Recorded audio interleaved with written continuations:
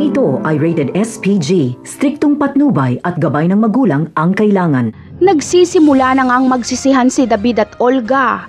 Wala silang maisip na paraan para mapigilan na makita ni Ramon ang listahan ng mga bagong laya. Umaasa si David na maaayos ni Olga ang problemang ito.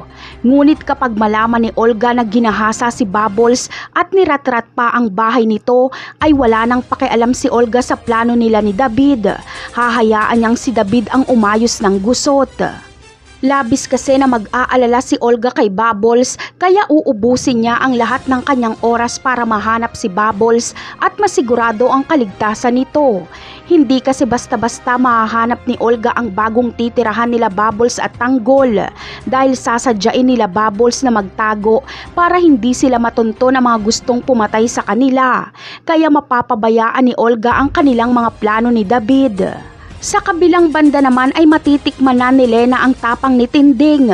Walang makakaawat sa kanila dahil si Camille at Catherine lang ang nandoon. Sumama kasi si Catherine kay Tinding sa pagsugod kay Lena. Takot na takot si Camille dahil masasaksihan niya ng magkatutukan ng balisong at baril si Tinding at Lena. Baka dito pa mapaanak ng wala sa oras si Camille. Samantala, wala namang kamalay-malay si David na nasa bahay nila ang nililigawan niyang si Catherine. Magkikita si Catherine at Camille. Kapag makita ni Camille ang larawan ni David na nakasabit sa dingding ng bahay nila Rigor, ay siguradong mamumukaan niya ito. Magtataka siya kung paanong may larawan doon ng manliligaw niyang si Jesus. Sa tingin niyo, dito na kaya mabibisto si David? Yan ang aabangan natin sa mga susunod na episode. Paalam!